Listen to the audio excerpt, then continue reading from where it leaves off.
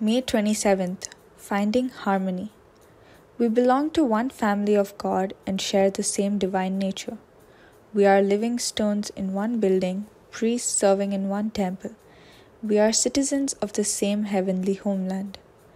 It is Jesus Christ who is the source and center of this unity.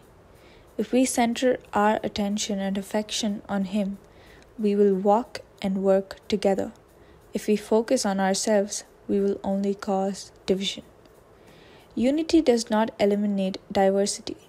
Not all children in a family are alike, nor are all the stones in a building identical. In fact, it is diversity that gives beauty and richness to a family or building. The absence of diversity is not unity, it is uniformity. And uniformity is dull. It is fine when the choir sings in unison, but most of us prefer that they sing in harmony. Christians can differ and still get along.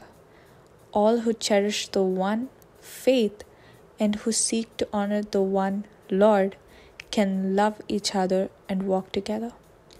God may call us into different ministries or to use different methods, but we can still love each other and seek to present a united witness to the world.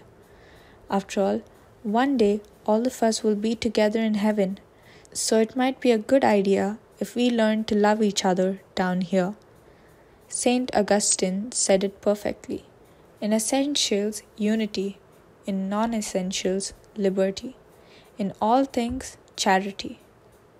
Today's scripture, 1 John chapter 4 verses 7. Beloved, let us love one another, for love is of God, and everyone that loveth is born of God, and knoweth God.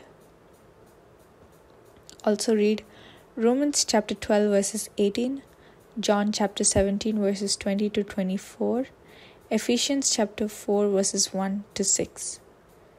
Begin memorizing 1 Corinthians chapter 13. If you do not already know it, ask God to enable you to show love to someone today. Amen.